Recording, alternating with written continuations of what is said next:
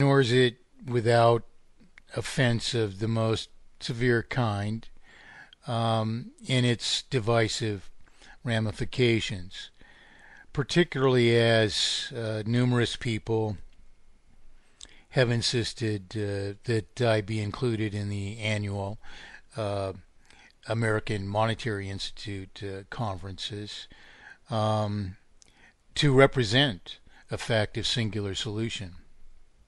There's little wonder, of course, why, given all of the other things that I've mentioned and much further that there isn't time or need for, that I've never received an invitation to do so from Stephen Zarlinga, purported resurrector of the law science of money, 30 years after my proof of singular monetary solution, before which, of course, there wasn't any proof of actual monetary science or a monetary solution. Now, that is, economy has always been entirely bereft of formal proof and theorem, largely because it's always been subject to exploitation by this very ancient ruse. So, given all that, what of this purported Need Act introduced by Congressman Kucinich? This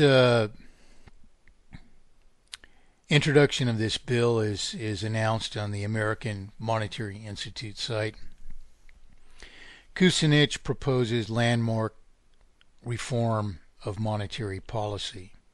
Landmark reform of monetary policy. Well, this is the title of this article that introduces it.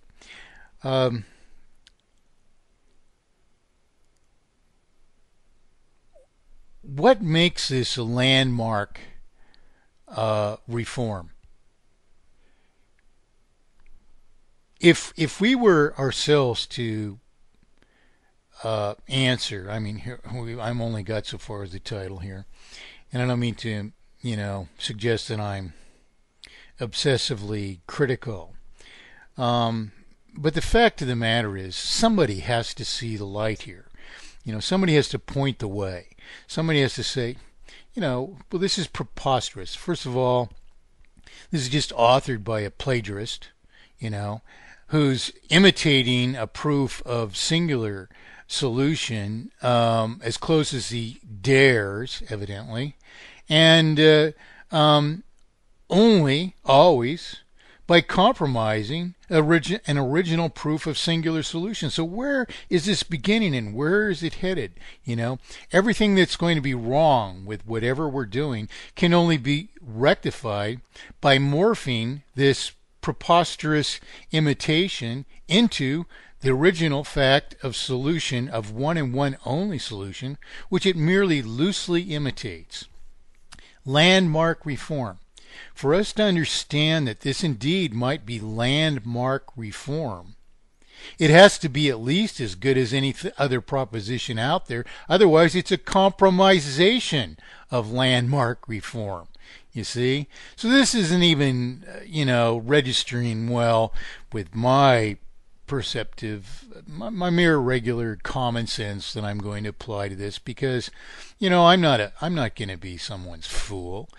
It doesn't matter that, maybe I'm not even familiar with mathematically perfected economy as a reader, for instance, just the same. If it's a landmark reform, it can't be compromising something else that these people know full well exists and are evidently so fearful of it that they dare not even invite me to their conferences that my proposition, which was long standing, long before, Stephen Zarlinga ever imitated any part of it, they can't even withstand, and they know that they can't even withstand, the challenges of the irrefutable logic which prescribes a fact of one and one only monetary solution. So do we have landmark reform?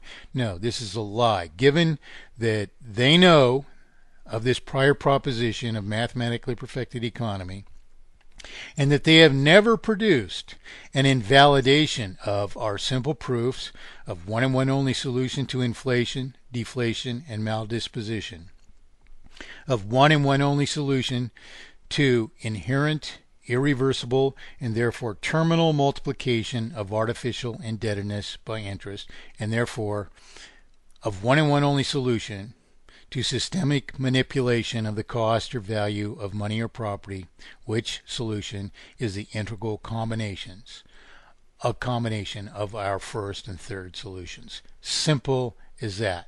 Unless you can invalidate that, and you already know about it, no way in the world are you actually introducing landmark reform. So this goes on nonetheless to say, Washington, D.C., December 17th, 2010. As the nation struggles with long-term unemployment at rates not seen in generations, contracted credit, and the hoarding of public dollars by the banks. The hoarding of public dollars by the banks. I mean, excuse me, but this just smacks of somebody who...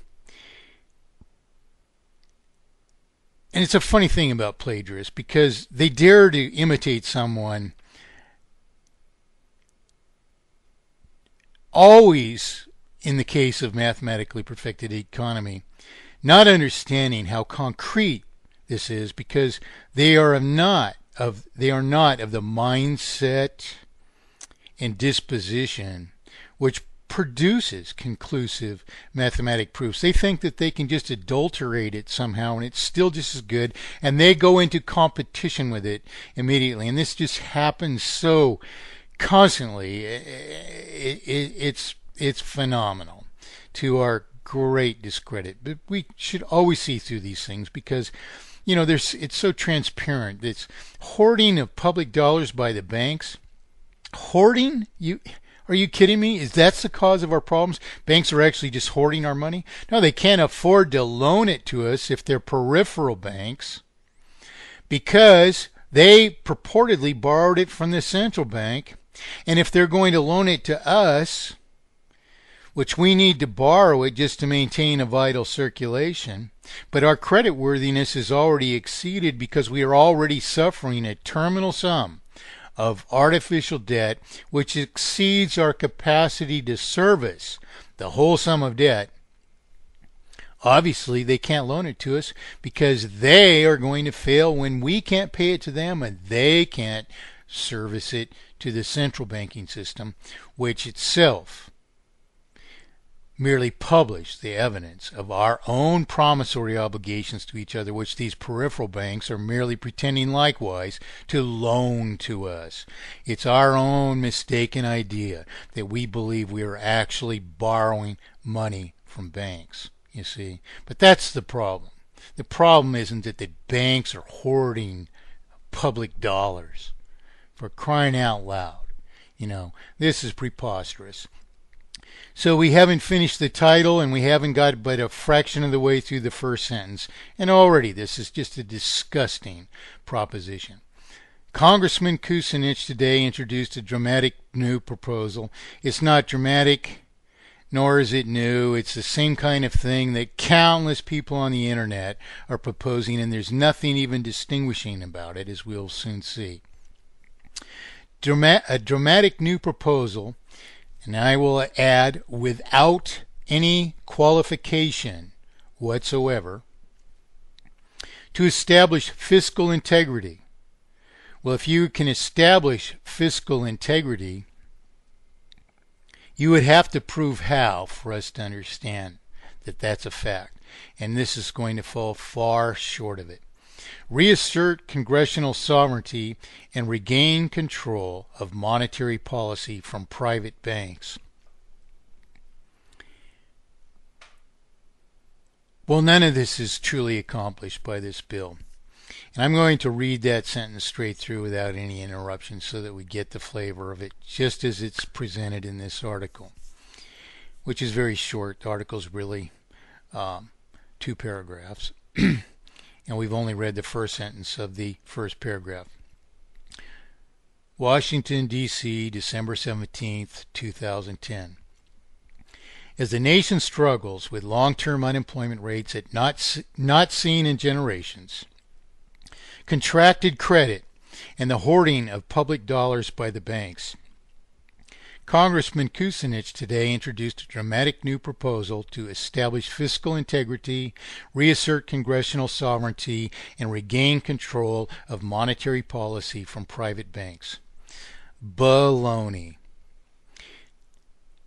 Contracted credit. Do we have contracted credit? We have the lowest interest rates in a whole heck of a long time. Is there a contraction of credit? No. There's an exceeding of our capacity to service debt under this process, this implicit obligation to maintain a vital circulation by perpetually reborrowing interest and principal paid out of the general circulation as a new debt, increased, therefore, above the former sum of debt by so much as periodic interest, a thing which Stephen Zarlinga can't even articulate, but which is the root cause of our problems, and which this bill does not solve.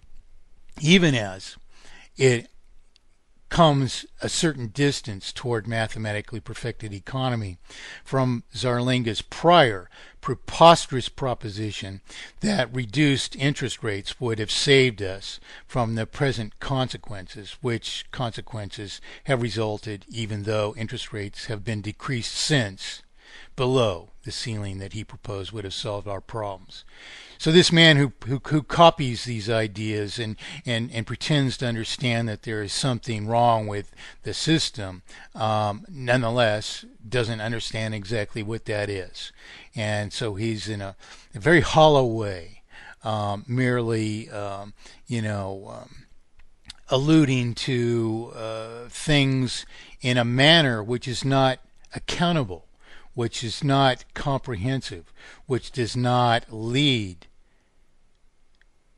explicitly and definitively to a fact of singular solution, which there is one solution. There is one and one only solution, as we have said and demonstrated over and over and over again by mere second grade math, which tells you, what kind of mathematicians anyone is.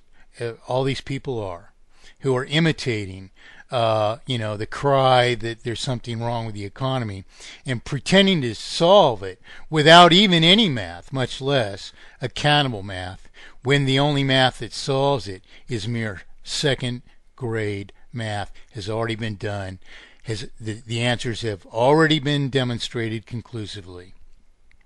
So, he goes on the second sentence of this introductory paragraph. The National Emergency Employment Defense Act, in other words, these are the words that form the acronym NEED, National Emergency Employment Defense. So as the sentence says, the National Emergency Employment Defense Act of 2010 would allow the federal government to directly fund badly needed infrastructure repairs. What have we been doing all this time? This is new and it's landmark.